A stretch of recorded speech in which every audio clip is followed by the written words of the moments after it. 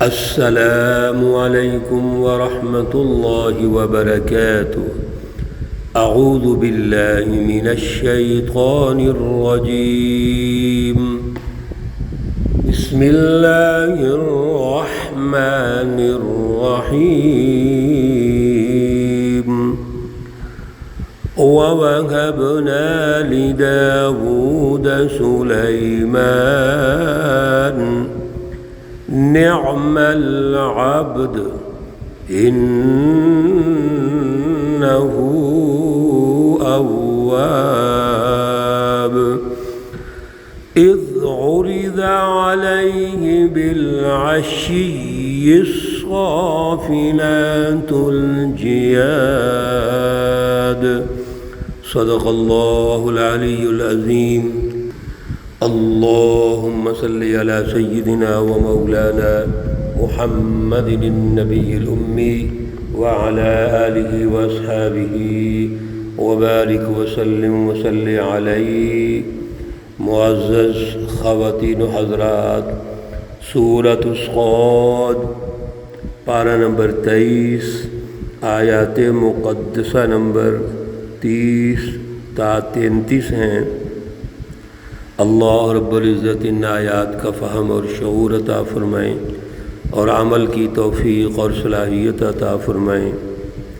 گزشتہ درس میں اللہ رب العزت نے کائنات کی تشکیل، جس میں آسمان، زمین اور جو کچھ اس کے درمیان ہے، یہ ارشاد فرمایا کہ یہ باطل پیدا نہیں کیا بلکہ ایک مقصد کے لیے پیدا کیا ہے۔ اب وہ مقصد کیا ہے؟ اللہ انسان کو ترقی دینا چاہتے ہیں۔ انسان کے لیے سب کچھ اللہ نے بنایا ہے، لیکن اللہ رب العزت یہ ڈیمانڈ بھی کرتے ہیں کہ یہ انسان میری عبادت کرے، میری پہچان پیدا کرے۔ چنانچہ اللہ رب العزت نے دو جماعتیں جو آمنوا وعملوا الصالحات، یعنی سچی جماعت ہے، جس کا اعلیٰ نظریہ ہے، اعلیٰ فلسفی ہے اور اس پہ اعلیٰ جد و جہد ہے، اور ان کے مقابلے میں جو زمین میں فساد پیدا کرتے ہیں، انتشار پیدا کرتے ہیں، جو ظالم حکمران ہیں، ان دونوں کا تجزیہ ارشاد فرمایا۔ اور پھر کتاب مقدس قرآن مجید جو برکت والی کتاب ہے، اس کے بارے میں ارشاد فرما دیا کہ یہ غور و فکر کے لیے ہے، یہ عقل والوں کے لیے ہے۔ جو عقل والے اس کلام مقدس پہ ریسرچ کریں گے، اللہ کی کائنات پہ ریسرچ کریں گے، وہ دنیا اور آخرت میں ترقی حاصل کر لیں گے۔ اس سے پہلے حضرت داؤد علیہ السلام کے بارے میں ارشاد فرما دیا تھا کہ داؤد کا منصب کیا ہے، حضرت داؤد علیہ السلام کی ذمہ داریاں کیا ہیں، اور جب وہ سیاسی طور پر ایک حکومت تشکیل دیں گے، یعنی سیاسی حکمران ہوں گے، تو وہ کس طرح لوگوں کے درمیان فیصلے کریں گے۔ تو درمیان میں اللہ نے کائنات کی تخلیق، اس کے اثرات و نتائج ارشاد فرمائے۔ تو پھر آج کے درس میں جو آیت مقدسہ نمبر 30 ہے، اللہ پھر حضرت داؤد اور سلیمان علیہ السلام کی طرف واپس آتے ہیں اور فرمایا وَوَهَبْنَا لِدَاوُودَ سُلَيْمَانَ، اور ہم نے داؤد علیہ السلام کو سلیمان علیہ السلام دیا۔ حضرت سلیمان علیہ السلام یہ وارث ہیں حضرت داؤد علیہ السلام کے، نبوت کے بھی وارث ہیں اور نسب کے بھی وارث ہیں۔ تو حضرت سلیمان علیہ السلام کے بارے میں فرمایا نعم العبد، وہ بہت خوب بندہ ہے۔ اللہ رب العزت کی بندگی کرنے میں اعلیٰ ترین اللہ کے بندے ہیں۔ ایک تو یہ ہے، دوسرا انہ اواب، بے شک وہ اللہ کی طرف رجوع کرنے والا ہے۔ حضرت داؤد علیہ السلام کی بھی خصوصیت اللہ رب العزت نے یہ پیچھے ارشاد فرمائی آیت مقدسہ نمبر 17 میں، انہ اواب، کہ یہ اللہ کی طرف رجوع کرنے والے ہیں۔ یعنی جب بھی کبھی کوئی پریشانی آئے، کوئی چھوٹی موٹی سستی، غفلت کچھ ہو جائے تو یہ فوراً اللہ کی طرف رجوع کرتے ہیں۔ اور حضرت سلیمان علیہ السلام کے بھی بارے میں ارشاد فرمایا انہ اواب۔ یہاں سے یہ بات ہمیں سمجھ آ گئی کہ اللہ کے جو بندے ہوتے ہیں ان کا اللہ سے بڑا گہرا تعلق ہوتا ہے، اور کبھی کوئی مسئلہ پیدا ہو جائے، کوئی اللہ کی عبادت میں رکاوٹ پیدا ہو جائے، کوئی وجہ بن جائے تو فوراً اللہ کے سامنے وہ رجوع کر لیتے ہیں۔ ہمارے لیے بھی یہی سبق ہے، ہمیں اللہ سے اپنا تعلق مضبوط رکھنا ہے، اللہ کے اپنے قلب میں، دماغ میں پہچان پیدا کرنی ہے، اللہ کی رٹ کو قائم کرنا ہے، اور کبھی کچھ کوتاہی ہو جائے تو فوراً اللہ کی طرف لوٹ کے چلے جانا ہے۔ اب یہاں پر دو واقعات حضرت سلیمان علیہ السلام کے اللہ رب العزت ہمیں سمجھا رہے ہیں، رسول اللہ صلی اللہ علیہ وسلم کو سمجھا رہے ہیں، صحابہ اکرام کو، کہ سچی جماعتیں کیا ہوتی ہیں، اور انبیاء علیہ السلام کے ان واقعات کا مقصد اصل میں عوام کو سمجھانا ہوتا ہے۔ اذ عرض علیہ، جب کہ پیش کیے گئے آپ پر، بالعشی، شام کے وقت، الصافنات، گھوڑے، الجیاد، جو خاص گھوڑے ہیں، اصلی گھوڑے، تربیت یافتہ اور خاص نسل کے گھوڑے۔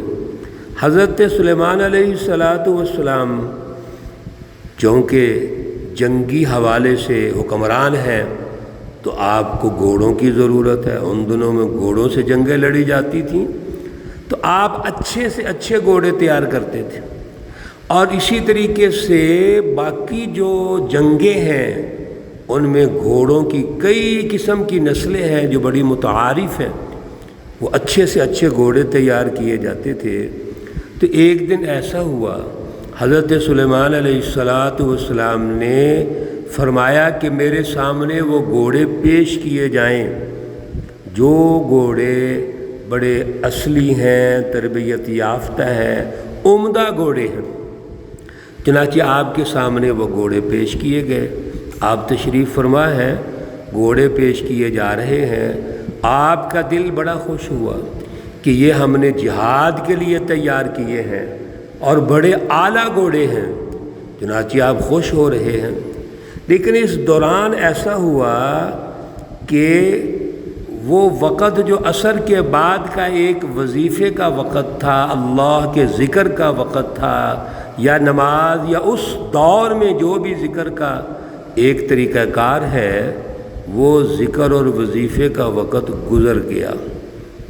فقال، بس فرمایا، انی احببت حب الخیر، کہ میں نے دوست رکھ لیا ہے مال کی محبت، عن ذکر ربی، اپنے رب کے ذکر سے، یعنی رب کا ذکر اور وظیفہ جو ہے وہ میرا وہ نہیں ہو سکا، اور میں نے یہ گھوڑوں کی دیکھ بھال اور اس کے حوالے سے غور و فکر شروع کر دیا ہے۔ تو یہ تو حب الخیر، یہ مال کی محبت ہے۔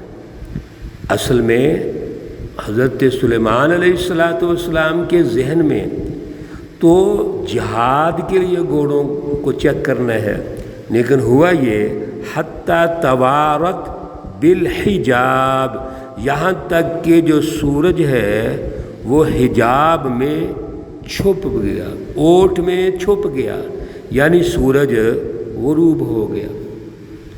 اس کا حضرت سلیمان علیہ السلام کو بہت احساس ہوا، پریشانی ہوئی، تو کہنے لگے ردوہا علیہ، ان گھوڑوں کو میرے پاس واپس لاؤ۔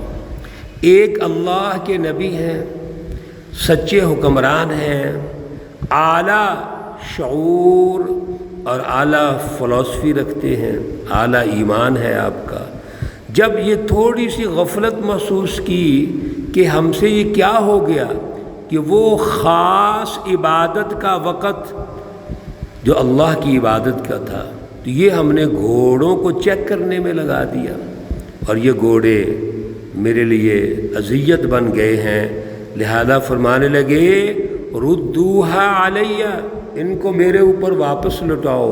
فطفق مسحا بالسوق والاعناق، پس آپ نے ان کی گردنیں اور پنڈلیوں سے ان کو کاٹنا شروع کر دیا۔